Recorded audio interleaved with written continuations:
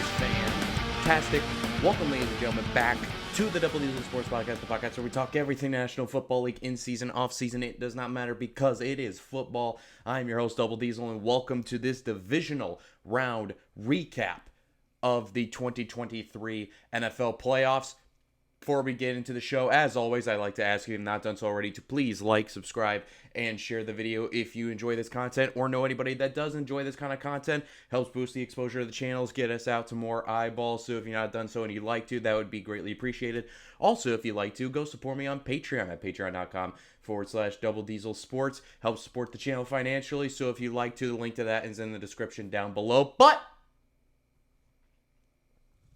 let's get on with the show. Divisional round weekend is in the books. Conference championship week is right around the corner.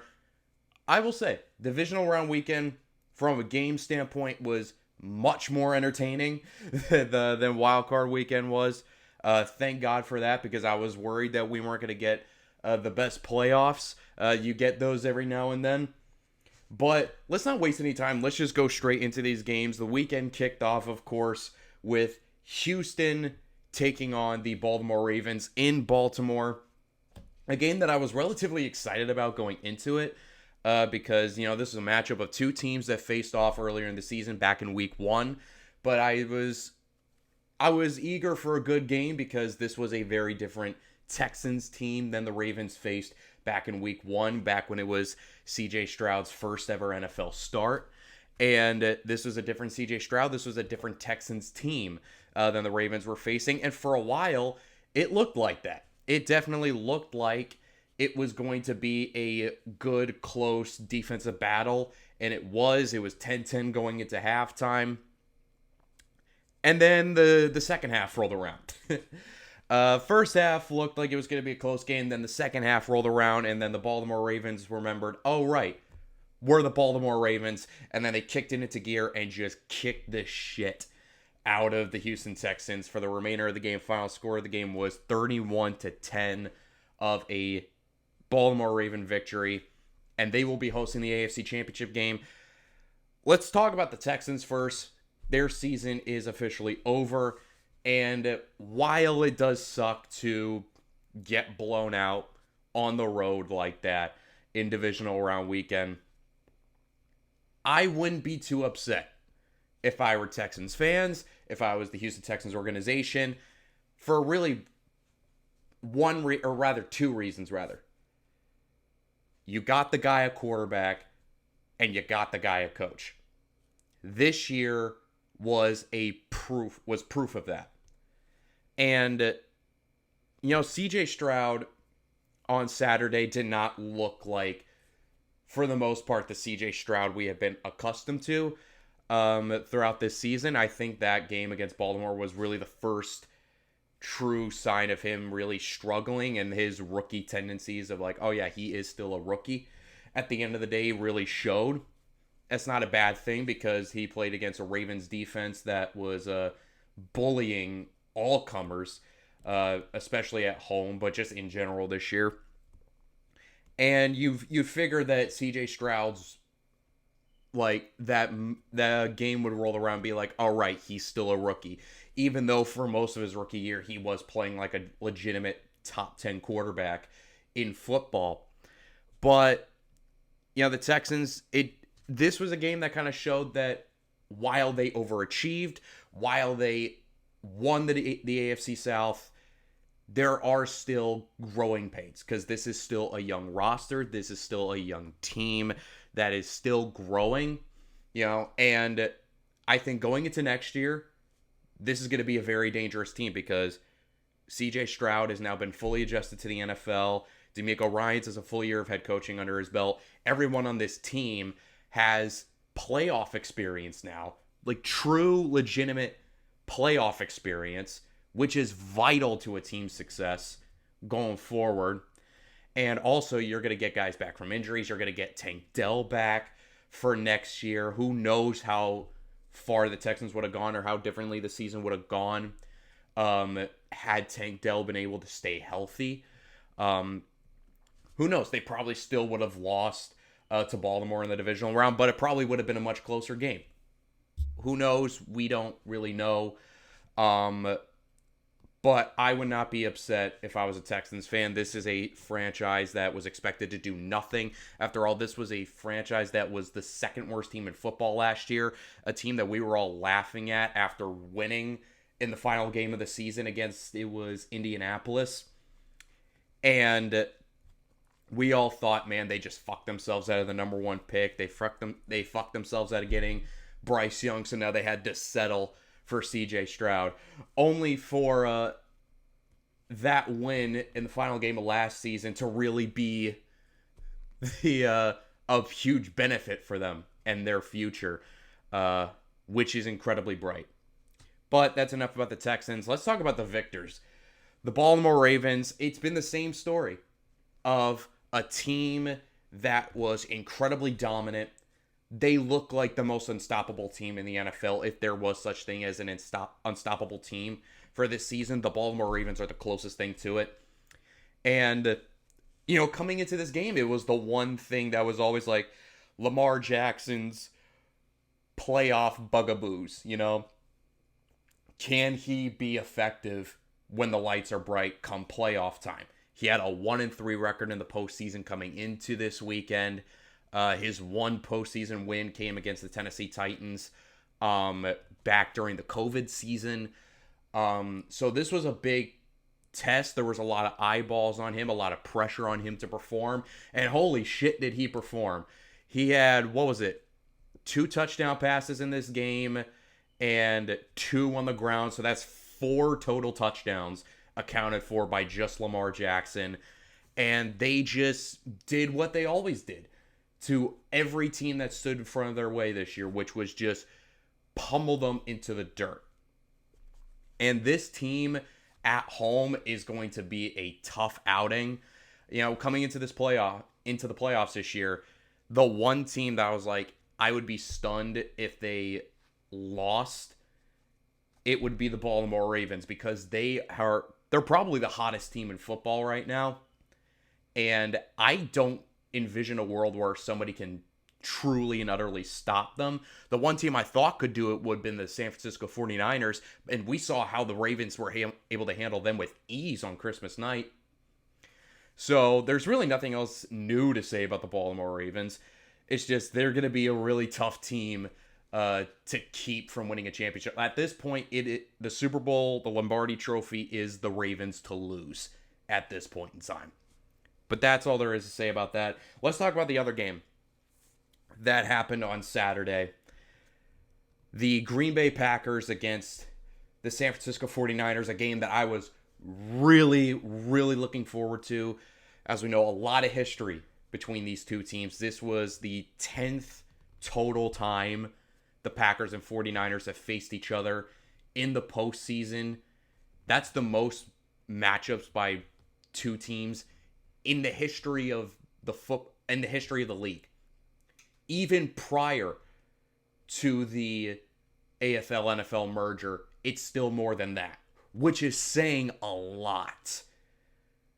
These teams have faced off 10 times in the postseason, and early on, it's been kind of like a pendulum swing. Early on, it was the Packers getting the better of the 49ers in the postseason under Brett Favre, and then under Aaron Rodgers, the 49ers just kept keeping Aaron... honestly, the 49ers are probably the reason why Aaron Rodgers doesn't have more Super Bowl rings than he currently does. Because every single year it feels like, or at least every other year, the Packers season has ended at the hands of the San Francisco 49ers. And here you had two teams who, and you saw it throughout the game, there were constant fists being thrown. There was constant, scuffles happening throughout the game. These two teams hated each other, and you saw it throughout the game. These teams just, there's really no other way to say it. They hated each other's guts, and they tried to kick the shit out of each other for this game. And it was a really good game. It was a really fun game to watch. And it was a game that the 49ers were able to win, though those who watched it from start to finish know that San Francisco really didn't deserve to win this game. There's just no other way to say it. I thought the Packers outplayed them for most of the game. I thought, this Joe Barry defense, who, by the way, at the time of recording this, news broke earlier this morning that Joe Barry has been officially fired by the Green Bay Packers. Packers fans, rejoice. Good for you guys. Now get a real defensive coordinator to utilize that talent. But even then, credit to Joe Barry because he was able to hold that offense in check for most of the game. And Brock Purdy, I swear to God, there was about 4 plays that should have led to interceptions. Brock Purdy should have had 4 picks in this game. There was a lot of, and I know the weather might have played a factor in that because it was downpouring through most of the game. But still, though, San Francisco got really lucky that they did not turn the ball over more than they frankly should have. But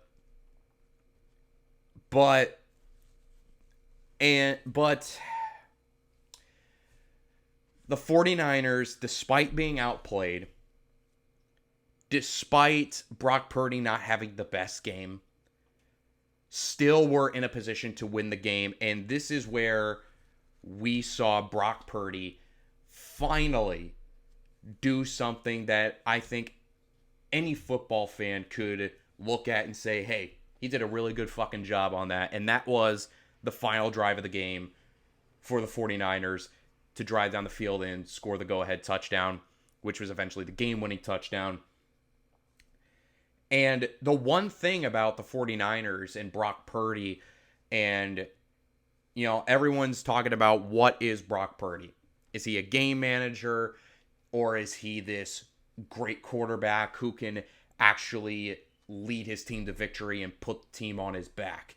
And up to this point, he's never had to do that because, every time he's quarterbacked this team, when they've won games, they've won them in convincing fashion.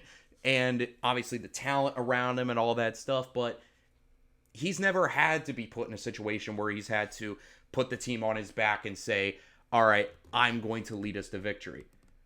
I'm going to drive us down the field and win the game for us. He hasn't had to do that yet. This was his opportunity to do that. And say what you will about Brock Purdy, whatever your opinion of Brock Purdy, whether you thought he should have been an MVP candidate or not, this was his chance to show that he can be a quarterback they can win because of. And he did that. He orchestrated them right down the field, and they scored the game-winning touchdown on a Christian McCaffrey run. But Brock Purdy made some really great plays on that drive.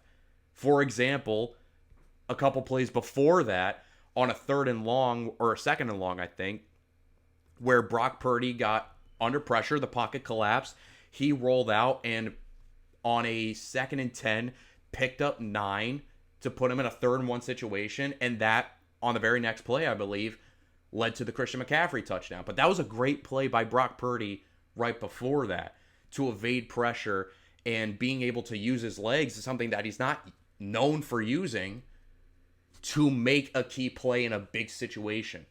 So that showed me, okay, he can do that if need be.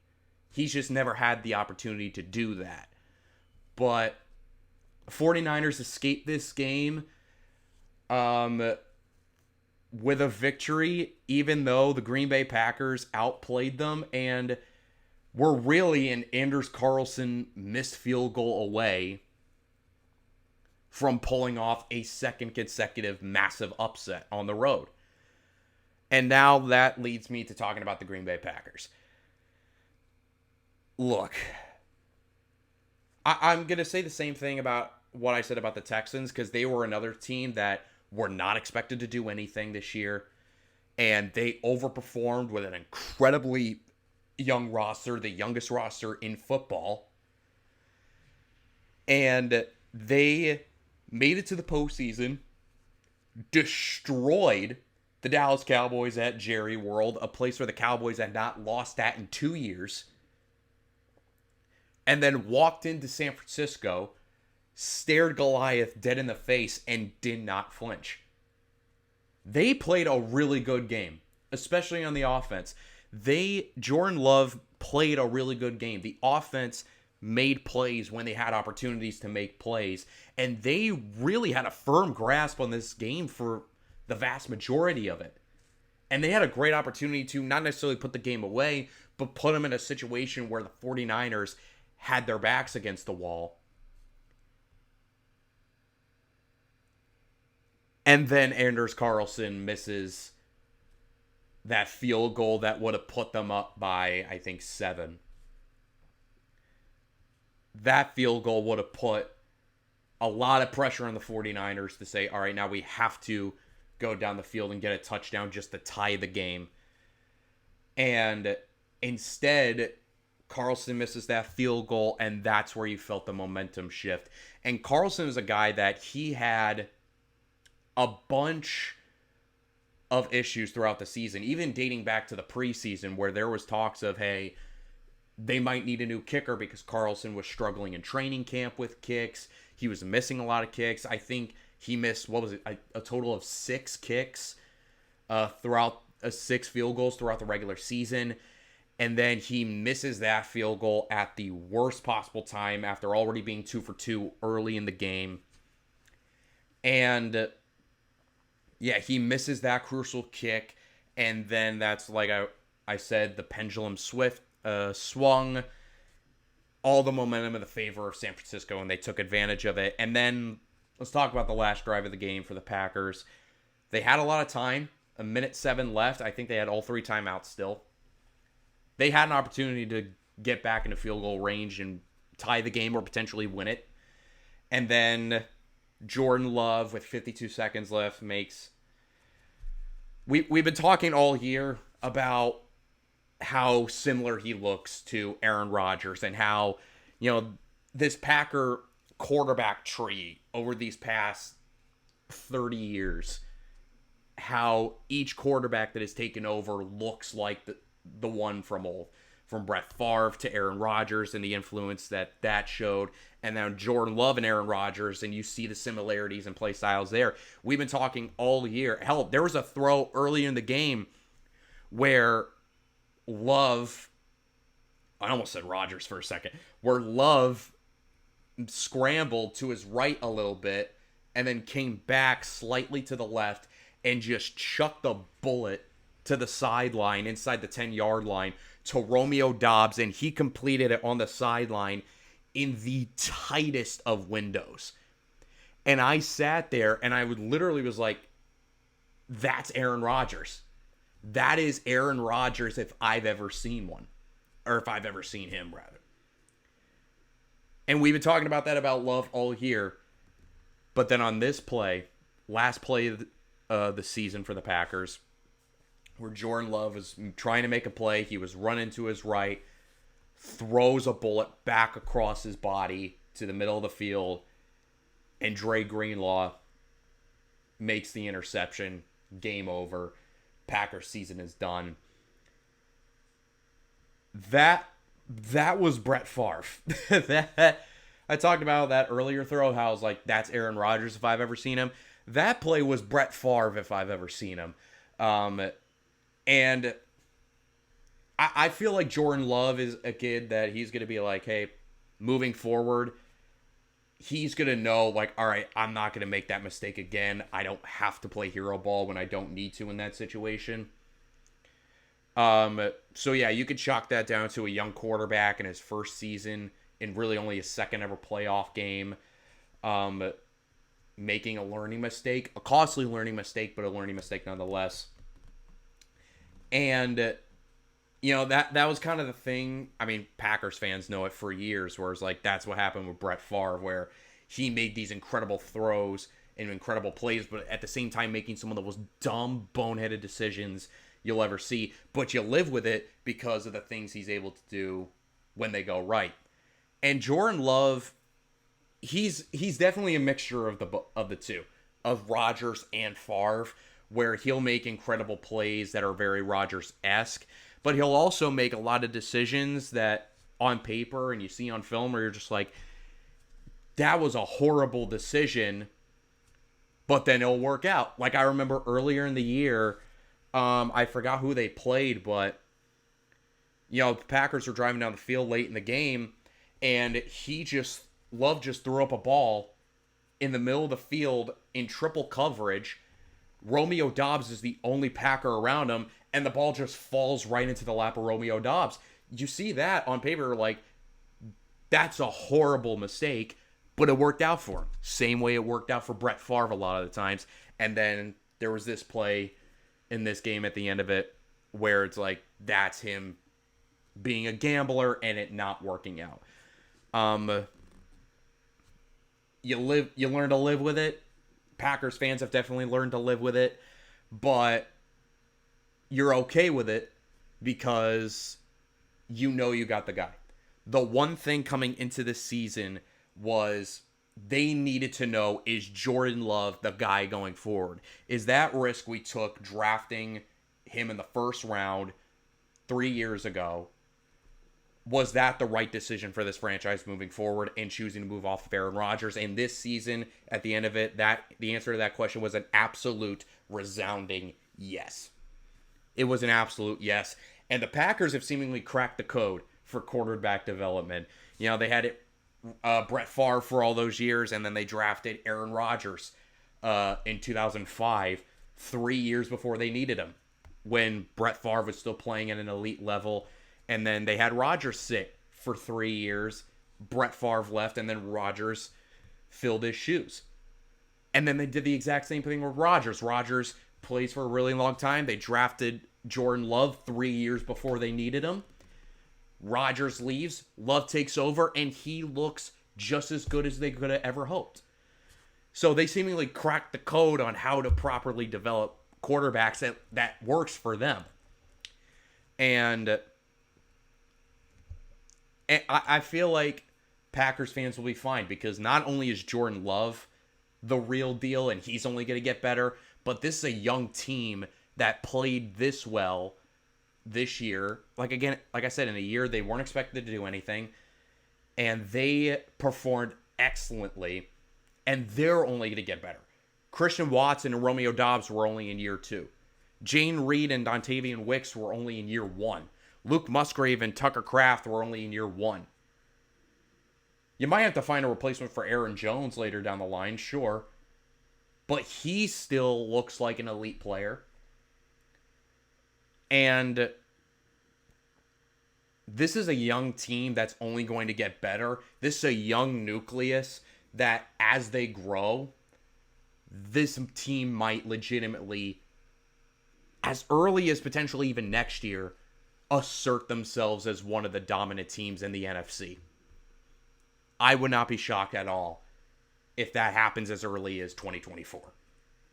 So Packers fans, I know it sucks losing to the 49ers again, but this was a phenomenal season, and now sky's up from here. Sky is the limit for this team from here on out. As far as 49ers go, like I said, they escaped this game by the hair of their chinny chin chin. And they're going to have a chance to regroup, potentially without Deebo Samuel, who got injured in this game and did not return.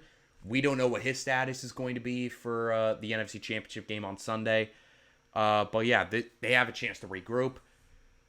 And they desperately need to, because they are going to be facing a particular team that we're going to talk about in a second that is going to be a huge challenge for them. That team was the winner of this next game we're talking about. Tampa Bay Buccaneers going to Detroit to take on the Detroit Lions in what was another really good game until the Lions kind of pulled away to the end, but then the Bucs kept fighting. And I'm going to talk about the Bucs first, because what's the theme we've been talking about up to this point? Teams that weren't expected to do jack or shit coming into the season overachieving, making the postseason, and making a run that nobody thought was even remotely imaginable. And, Todd Bowles, the head coach of the Tampa Bay Buccaneers, he said that, he heard everyone saying that the Bucs weren't supposed to be good this year, and that he looked around and was like, hey, a lot of these guys that are on this team were on that championship team that won the Super Bowl a few years ago. A lot of those guys that were on that team are still here. And I guess we just kind of overlooked that, mainly because, Tom Brady retired, and they just kind of stumbled into the postseason last year. I saw that Bucs team in person last year, and I was like, this is not a really good team. And this is with Tom Brady. And so it's not hard to understand why some people were, hesitant to say the Bucs were going to be a good team or improve for 2023. But boy, baby, did they improve. And for most of the regular season, it didn't look like that. But they won the division, they got in, and they curb stomped the Philadelphia Eagles. And they took the Detroit Lions down to the wire in what was another exceptional playoff performance by one Baker Mayfield, who I think has finally found a home. He was supposed to be the guy in Cleveland, and for a while it looked like he was. And then the Browns fucked him up because he injured his shoulder, and then he played through it, and it just completely fucked with his confidence for a bit. Got traded to Carolina, where he doesn't even last a season. He gets cut, picked up by the Rams for the last 5 games of the season, where he shows some flashes, and that led to him signing with the Tampa Bay Buccaneers on a 1-year deal in a year where he was viewed to kind of be a stopgap, because the Bucs were viewed as a team that were, looking for a quarterback in 2024, and in the 2024 draft, rather. And, it just looked like Baker was just kind of going to be a stopgap and just an okay quarterback for the rest of his NFL career. Decent starter, maybe a high-level backup. I think it's safe to say after these playoffs and how this season has turned out, he is not a high-level backup. He is an absolute NFL caliber starter, and a starter that you can absolutely win games with, and you can trust being the guy. His ability, his intensity, every time they score, he just turns into a fucking madman. Players love that. When you see your quarterback running down the field, fucking waving his arms and shit, headbutting guys. I mean, you saw last year when he was in Carolina, he was hyped up and headbutting dudes that had his helmet off. You love to see that from your quarterback, because you're like, that guy cares. That guy wants to win so fucking badly. And players feed off of that. When your leader, when your quarterback is acting like that, players and your teammates, they feed off of that. And he played out of his mind both last week and in this game. He played awesome. Mike Evans had another exceptional game. He's still one of the most, if not the most underrated receiver in the NFL for sure. And Todd Bowles, I think, got a bit of his swagger back as far as a defensive play caller, because I think he called phenomenal games in both these games in the playoffs, both against Philly and in this game against Detroit. I think he did an incredible job. And all of a sudden, there was talks even before the game against Detroit where Baker was interested in staying in Tampa, and the Bucs were interested in keeping Baker around and making him their guy going forward. I mean, Baker's the reason why Dave Canales is now getting a head coaching job. I don't want to say he's the reason, but he's played incredible this year, and he, I think, has finally found a home. He's found a team that believes in him.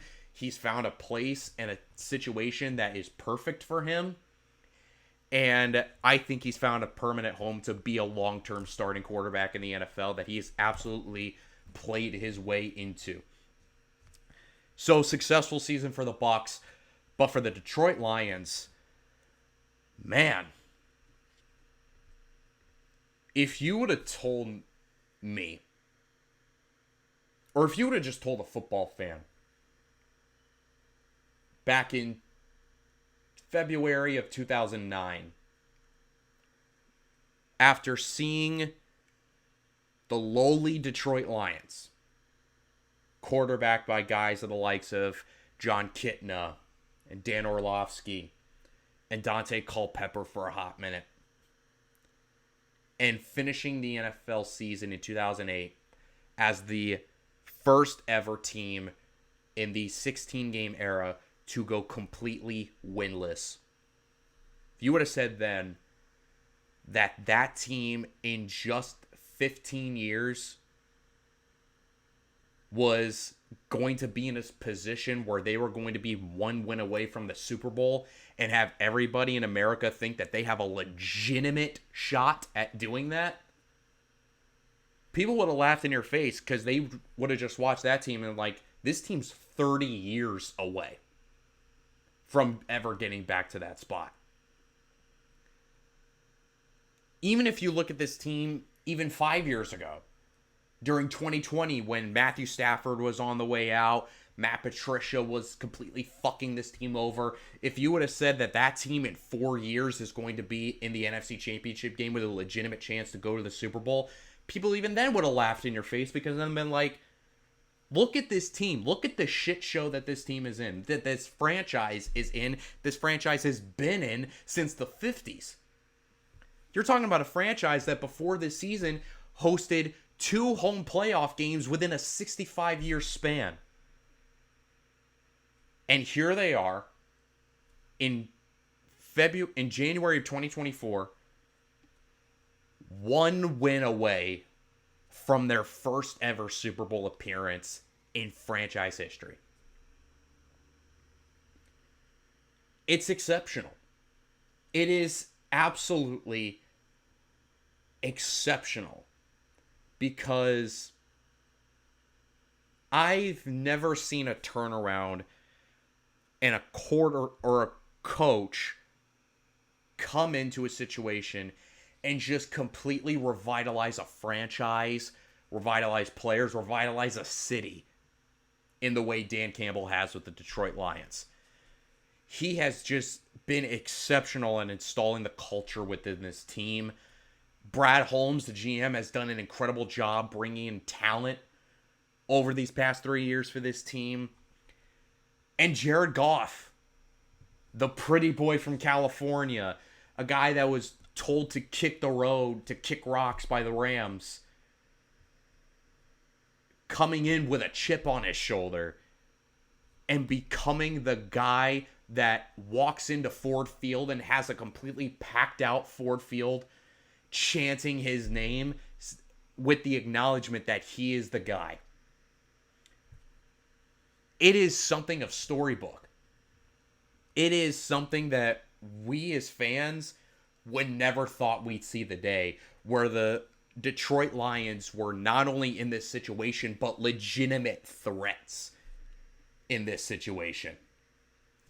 It is something to behold.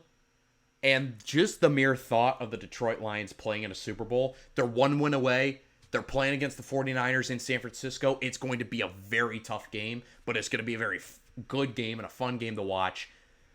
But the thought that that's even a possibility is mind-boggling to me. As a fan that has watched this team be bad and be mediocre for so many years and waste the years of Barry Sanders and Calvin Johnson and most of the prime years of Matthew Stafford, who at least Matthew Stafford thankfully was able to get a Super Bowl ring eventually. But now it's time for the Lions to say, it's our turn to try and establish something. And they're 1 win away from the ultimate goal that for so many decades seemed like a distant dream. They're now 1 step away from that. And it is absolutely remarkable to see. But now, let's talk about the final game of Divisional Round Weekend. The game that I think most fans, especially most casual fans, were looking forward to the most, and for great reason. The Kansas City Chiefs taking on the Buffalo Bills in a game where it was between 2 teams that have faced each other a lot. Two teams that had quarterbacks who were the faces of the league for years and years to come. The modern day Manning versus Brady. A matchup of two teams that have faced each other in the postseason in 2 times in the last 3 years. But this time around, the Bills are finally going to get the Chiefs in their home. And it was once again a great game that went down to the wire. And let's just talk about it. Get it out of the way. Let's talk about these Buffalo Bills.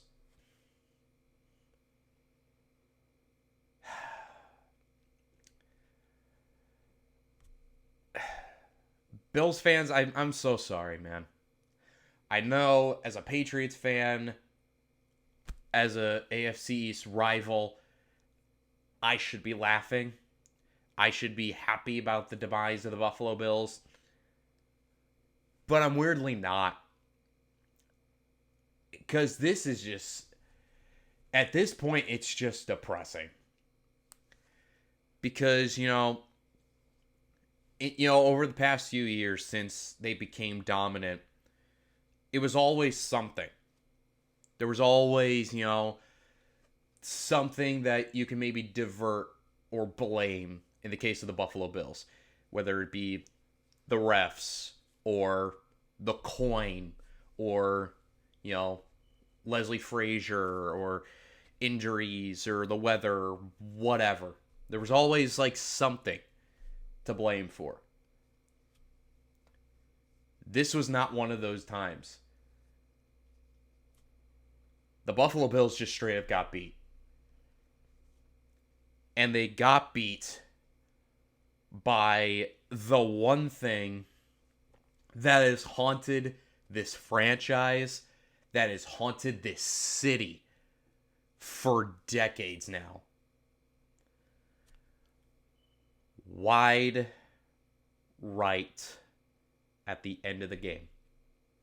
Those of you who are football historians know back in the year 1990, where the Bills finally had gotten some real vigor in them.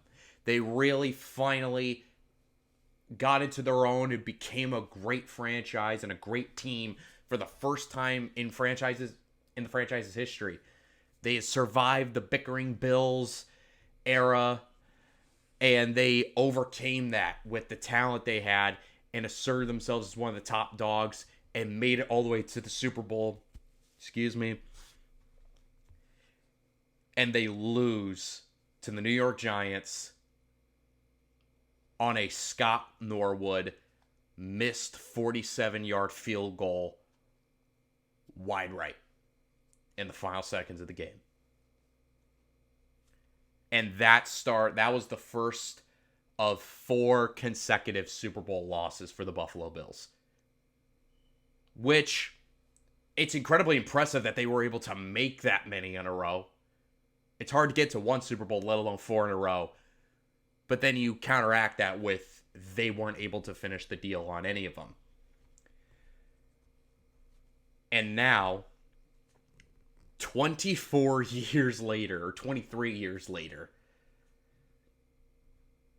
little bit of less on the line, but still a huge game nonetheless. Because you're talking about a Kansas City Chiefs team that has had this team's number in the postseason. I mean, their records are split between the two, between Allen and Mahomes.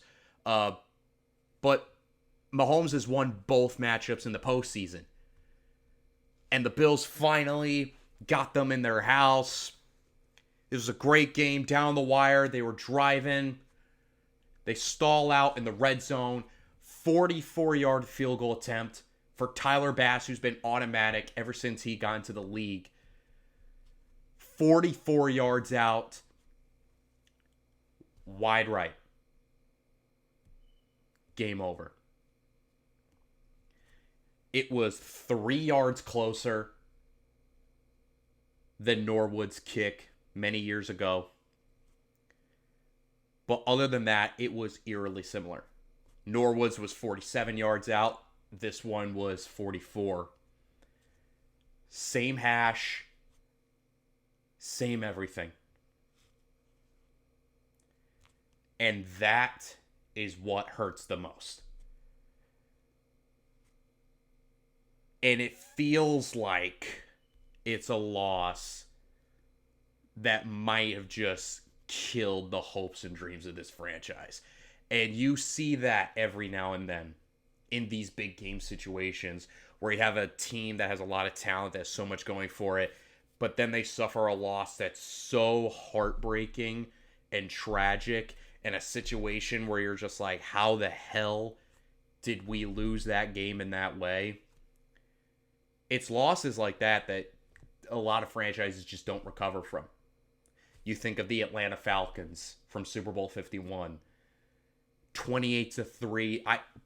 Most of those every single player on that team, with the exception of Grady Jarrett, I believe, is no longer on that roster. That was on that Super Bowl 51 roster, but the Falcons still feel that pain to this day. They still have not recovered from that loss. You think of 2018 in the wild card round with the Chicago Bears and the double doink.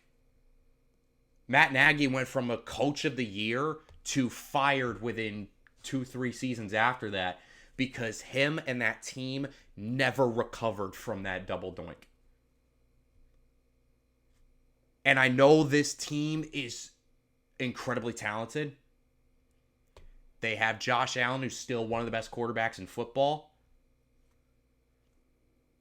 But that's a real thing you have to think about, is this loss might be so brutal, and the circumstances around it were so brutal, because think about it. They got the Chiefs finally in their backyard, and they got the Kansas City Chiefs in the weakest position they've ever been in under the Mahomes era. They had everything lined up for them. They had all the momentum coming into the game. Everything was perfectly lined up for them to finally right the wrong, to take the monkey off their back and beat Mahomes and the Chiefs in the postseason and head to Baltimore, one game away from the Super Bowl. And they still can't get the job done.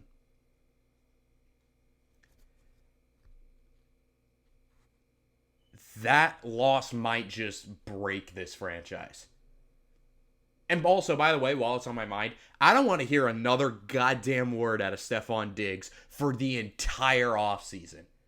He spent these past couple seasons bitching about the Bills, bitching about not getting the football, saying, hey, if I get the ball, we win, even though he has not had a 100-yard game since week 2 of this year. And then in this game, we had seen one of the greatest throws in playoff history from Josh Allen in this game, where he fucking just launched a moonball from like his own 15, and it landed deep in Chiefs territory, perfectly in the breadbasket of Stephon Diggs, and the ball just fucking goes straight through his hands. Elite top 10 receiver Stephon Diggs, the same Stephon Diggs who bitches about not getting the ball constantly, fucking gets the gift of all gifts and fucking goes right through his hands. I don't want to hear a goddamn word out of Stephon Diggs the entire offseason.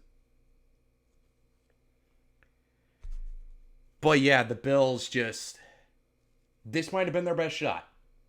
This might have been their best shot, and they might have just squandered it. This might be the last shot they get. For all we know, the championship window for them probably just shut right in their face, because I believe it's next year, if I'm not mistaken, that Josh Allen, his cap hit becomes a massive thing next year, where I think it's like $46 million. I could be mistaken on that, but this might have been the last great opportunity for the Buffalo Bills to truly compete and truly win a championship, and they just threw it away. Now for the Kansas City Chiefs, we talked all year about this is not the best Chiefs team. This is definitely the worst Chiefs team they've had since Patrick Mahomes took over as the starting quarterback. They didn't really have any true receivers outside of Rashee Rice. And even Travis Kelce's getting up there in age, and he's been kind of inconsistent all year. This is a team that's really been carried by the defense. But even despite all that, despite all the doubt, despite everything we've said about the Kansas City Chiefs, at the end of the day, it's still Patrick Mahomes and the Kansas City Chiefs. They are still a team that once January rolls around, they are to be feared. They are a team that we still are like, they're not dead until they're dead. And that's why I don't have a lot of confidence, or I shouldn't say I have as much confidence as maybe I should in the Baltimore Ravens for next week in Baltimore, because Patrick Mahomes, once the postseason turns on, he just morphs into a completely different beast. It was the same thing with Tom Brady for so many years. Even I remember the Patriots' last championship run in 2018. That was a team that finished the year 11-5. Many people said this is easily the worst Patriots team they had in a while up to that point. But they didn't have a whole lot of momentum. And then all of a sudden the playoffs come around and they just flip it into another gear. They go on and win another Super Bowl.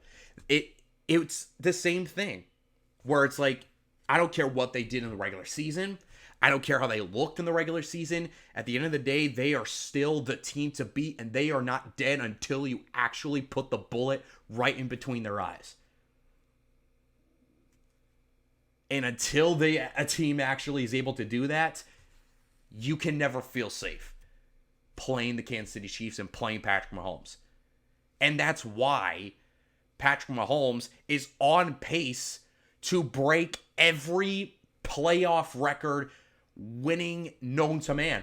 He has just as many playoff wins right now, I think. I think I saw it. Like, he has as many playoff wins right now in his career as Peyton Manning did throughout his entire career.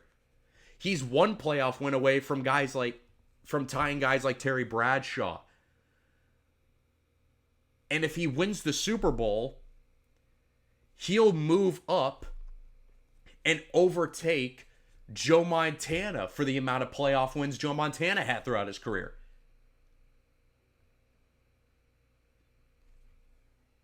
This is the kind of caliber player that we're talking about. We were sitting here, we're like, man, when Tom Brady retires, who's going to take over as like the guy, that kind of guy that we're all afraid of?